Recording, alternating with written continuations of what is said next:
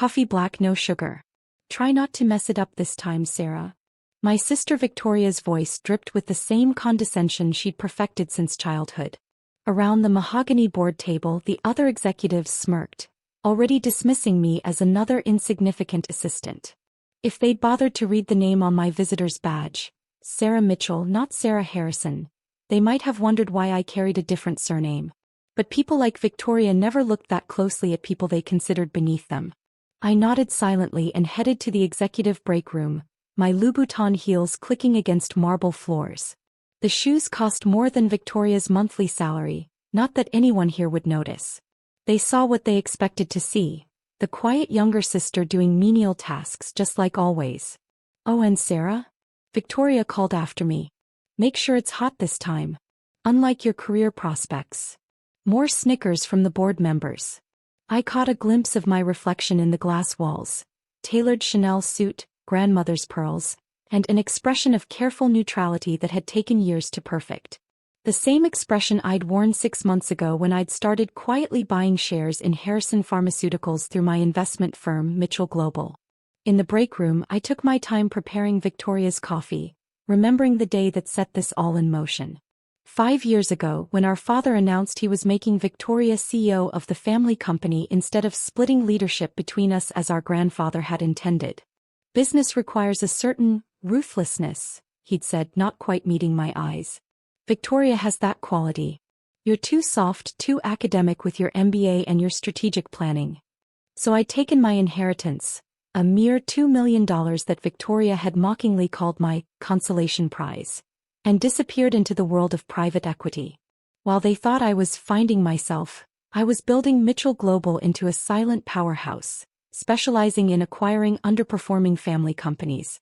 Companies exactly like Harrison Pharmaceuticals. My phone buzzed. A text from Marcus, my chief financial officer at Mitchell Global. Final share purchase confirmed. We now own 51%. Ready when you are. Perfect timing. I returned to the boardroom, setting Victoria's coffee beside her stack of quarterly reports. Reports showing the company's steady decline under her leadership. She didn't even look up, too busy outlining her latest vision for the company. As I was saying, she continued, we need to focus on short-term profits. Cut research and development, eliminate unnecessary positions. She paused to sip her coffee, grimacing. Sir, this is barely warm. Can't you do anything right? I took my seat at the far end of the table, pulling out my laptop. The screen showed a live feed of Harrison Pharmaceuticals' stock price, dropping another 2% during this very meeting. Ms. Harrison, Robert Chin, the CFO, interrupted Victoria's monologue. Before we continue, there's an urgent matter we need to discuss. Victoria waved her hand dismissively. Whatever it is can wait. I'm explaining my strategy for. It's about ownership. Robert pressed on, his face tense. We've discovered that a significant portion of our shares has been acquired by an anonymous investor over the past 6 months. The room fell silent. Victoria's coffee cup paused halfway to her lips. What do you mean, significant portion? She demanded. 51%, Robert replied, shuffling through papers. Through a series of shell companies all leading back to Mitchell Global. Victoria laughed, but I caught the edge of panic in it. Never heard of them. Probably some small-time operation we can buy out. Actually, Robert continued, Mitchell Global is one of the most successful private equity firms in the country. They specialize in turning around family companies that have lost their way. He looked directly at me for the first time that morning. And their CEO is in this room. I closed my laptop with a soft click, enjoying the way Victoria's face shifted from confusion to dawning horror. Sarah, she whispered, coffee cup trembling in her hand. What did you do? What did you do? Victoria repeated, her voice rising as coffee sloshed over the rim of her cup onto the quarterly reports. I stood slowly, smoothing my suit. Actually, the question is, what did you do, Victoria? Under your leadership, Harrison Pharmaceuticals has lost 40% of its market value. Our grandfather's research initiatives have been gutted. Employee turnover is at an all-time high. You can't. Victoria sputtered, looking desperately around the boardroom. The other executives avoided her gaze, suddenly fascinated by their tablets and notebooks. Ms. Mitchell, Robert Chin emphasized my chosen surname, has been quietly acquiring shares through various investment vehicles for the past 6 months. All completely legal, all properly documented. I pulled a thick folder from my briefcase. The same briefcase Victoria had mocked as trying too hard to look professional this morning. Inside you'll find my plans for restructuring Harrison Pharmaceuticals. We're returning to grandfather's vision. Innovative research, employee development and long-term growth. This is ridiculous. Victoria stood up, coffee forgotten. Dad made me sue. This is my company. Was your company, I corrected gently. The board will find complete documentation of financial mismanagement under your leadership. Excessive executive bonuses, cancelled research projects, and... I paused, enjoying the moment, interesting transfers to personal accounts. The color drained from Victoria's face. Those were approved expenses. By you for you, I nodded. The SEC might have a different opinion. My phone buzzed, a text from our father. What's this about Mitchell Global? Victoria's hysterical. Call me immediately. I ignored it, addressing the board instead. As majority shareholder, I'm calling for an immediate vote on new leadership. Mr. Chin, would you do the honors? Robert stood, clearly relieved. He'd been warning Victoria about the company's decline for months. All in favor of accepting Ms. Ms. Mitchell's restructuring plan and leadership, please raise your hand. Every hand went up except Victoria's. She stared at them, betrayal written across her face. You can't do this to me. I'm a Harrison. So am I replied. I just chose to earn my position rather than inherit it. Dad will never allow this. Dad doesn't have a choice. Mitchell Global owns controlling interest. And before you call him again, I added, seeing her reach for her phone, you might want to check the company ownership records. His shares were part of my acquisition. Victoria sank back into her chair, her perfect power suit wrinkled, her carefully styled hair coming undone. All this time, while you were getting coffee and taking notes. I was doing due diligence, I finished. Learning every weakness, every vulnerability, every opportunity for improvement. Amazing what people say in front of someone they think is just an assistant. The boardroom doors opened and my Mitchell Global team entered. Lawyers, accountants and strategists I'd spent years assembling. Victoria watched in stunned silence as they distributed transition documents and non-disclosure agreements. You'll find your severance package on page 3, I told her. Generous considering the circumstances. Though the company car needs to be returned by end of day. My car. But how will I? There's a coffee shop 2 blocks away, I suggested. I hear they're hiring baristas. You seem to have strong opinions about coffee temperature. My phone kept buzzing. Messages from family members, industry contacts, even old classmates who'd suddenly remembered my existence. News travels fast in business circles, especially when it involves a family power shift this dramatic. One more thing, I added, picking up Victoria's now cold coffee. When you're ready to learn how business really works, Mitchell Global has an excellent management training program. Entry level, of course. And yes, I smiled, getting coffee is part of the job. The look on her face was almost worth every condescending comment, every dismissive gesture, every moment I'd spent building my empire in silence. Almost. The next 24 hours unfolded exactly as I'd planned. Victoria was escorted from the building, her access cards deactivated, her parking spot reassigned. By midnight, #Harrison Takeover was trending on business Twitter, with Forbes already requesting an exclusive on the Silent Sisters' strategic coup. I worked through the night in my new office, formerly Victoria's, though I'd already ordered the removal of her gold-plated desk and self-aggrandizing artwork. The space would return to what it had been in our grandfather's time. Practical, purposeful, focused on innovation rather than ego. At 3 a.m. my father finally burst in, security trailing apologetically behind him. It's fine, I waved them away. Family meeting apparently. What have you done? He demanded, looking strange without his usual air of authority. Victoria's devastated. Your mother can't stop crying. The country club is buzzing with rumors. I continued reviewing research proposals. The kind Victoria had shelved in favor of quick profits. I've saved our grandfather's company. The company you let Victoria run into the ground because you thought leadership required cruelty rather than competence. By hiding behind some made-up company? Mitchell Global. He spat the name like it tasted bitter. Why didn't you come to me if you wanted a bigger role? Like I came to you 5 years ago? I looked up finally. When I presented a detailed growth strategy and you said I was too soft for business? He flinched. That was different. You were young, inexperienced. I was top of my class at Wharton with a thesis on pharmaceutical industry innovation. Victoria barely graduated and spent more time networking than learning. I pushed forward a tablet showing Harrison Pharmaceuticals' performance graphs.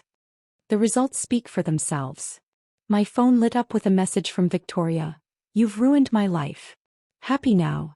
No, Victoria, I murmured, typing back. I've given you the chance to earn one. Dawn broke over the city as I outlined the new reality for our father. His shares now under Mitchell Global's control. Victoria's severance, contingent on her signing a non-compete agreement. The board's unanimous support for my leadership. But the family name, he protested weakly, is exactly why I created Mitchell Global, I finished. To prove that success should be earned, not inherited. Grandfather understood that. It's why he wanted us to share leadership, Victoria's aggression tempered by my strategy. And now, you'll run everything yourself. No, I smiled, pulling out another folder. I'm implementing the shared leadership structure grandfather envisioned. But instead of family entitlement, it'll be based on merit. Several promising researchers Victoria dismissed are rejoining the company in leadership roles. The morning light filled the office as I continued working even after he left. Messages kept flowing in. Victoria, the management training program? You're mocking me. Mom, please, let's talk about this as a family. Dad, the board must be pressured. This can't stand. Various cousins, about that job opening you mentioned. I answered none of them, focused instead on rebuilding what they'd nearly destroyed. By noon I'd reinstated 3 critical research projects. Reversed Victoria's layoffs of key scientific personnel. Scheduled meetings with potential research partners. Drafted a new company mission statement emphasizing innovation over immediate profit. At 2 p.m. Victoria made one last attempt, barging into my office. You planned this for years, she accused, looking disheveled. While pretending to be the perfect helpful sister, you were plotting to steal my company. Our company, I corrected. And I didn't steal it. I earned it. Every share, every vote, every moment of respect I'll receive from the board. Earned, not inherited. By deceiving everyone. Playing the quiet little sister while building some secret company. Mitchell Global isn't secret. It's successful. Maybe if you'd spent less time ordering people around and more time understanding the industry, you'd have seen it coming. She sank into a chair, defeated. What am I supposed to do now? Learn, I said simply. Start at the bottom. Understand how business really works. The management training offer was genuine, Victoria. But you'll have to earn your place just like everyone else. After she left, I stood at the window, grandmother's pearls catching the afternoon light. The same pearls I'd worn every day while Victoria dismissed me as the family failure, never noticing they were grandmother's signature piece. Her reminder that quiet strength outlasts loud power. Over the next month, Harrison Pharmaceuticals transformed. Research flourished, stock prices stabilized, and employee morale soared. Victoria surprisingly accepted the management trainee position, though she struggled with taking orders instead of giving them. Our father stopped trying to reverse the takeover after the first quarter results showed a 30% increase in research productivity. Mother still called daily, but her tears had given way to cautious pride when her friends shared articles about the company's renaissance. 6 months later, I received an unexpected delivery. A coffee cup filled with still-hot premium roast with a note in Victoria's handwriting. Black, no sugar, served with a slice of humble pie. You were right. Learning from the bottom up changes everything. I placed it beside the framed newspaper article announcing Mitchell Global's acquisition of Harrison Pharmaceuticals. Sometimes the best revenge isn't in the winning. It's in teaching others why they lost. That evening, sitting in what had once been Victoria's office, I opened our grandfather's old journal, My Real Inheritance. His last entry read, Success isn't inherited through blood but earned through wisdom. Some lead from the front, others build from the shadows. The truly successful do both. I smiled, thinking of all the coffees I'd served, all the notes I'd taken, all the quiet moments I'd used to build something extraordinary. Victoria had wanted to be seen as powerful. I'd focused on becoming powerful. The difference was everything. My phone buzzed one final time, a message from Victoria. Team meeting tomorrow. I'm bringing coffee. Properly heated this time. Progress comes in many forms, I thought, even in perfectly heated cups of coffee served by former CEOs learning what real leadership means. And sometimes the best response to coffee black isn't just serving it. It's owning the company that grows it, the chain that serves it, and the building where it's being ordered. But that's a story for another board meeting. Later that night, in my home office, I found myself looking through old photos. Moments captured before power and position had divided our family. There was Victoria and me as children sharing ice cream cones, neither of us caring who had the bigger scoop. Another showed us at our grandfather's lab, both equally fascinated by the microscopes and beakers. When did it change? I wondered aloud, touching the faded images. When did success become a competition instead of a collaboration? My phone lit up with another message, this time from Robert Chin. Research team has a breakthrough on the pediatric cancer drug Victoria shelved. They're asking for you both to review it. I smiled, remembering our grandfather's words about shared leadership. Maybe there was still hope for the kind of partnership he'd envisioned, not handed down through birthright, but built on mutual respect and earned wisdom. I texted Victoria, tomorrow's meeting, bring your research background too. Time to remember why we both loved science before we cared about titles. Her response came quickly, the coffee will be hot and I'll dust off my old lab notes. Some experiments are worth repeating. Perhaps the greatest success isn't in proving who's better, but in rediscovering how to be better together. After all, even the strongest coffee gets bitter when served alone. And sometimes the most powerful position isn't at the head of the table. It's bringing everyone to it, one well-brewed cup at a time.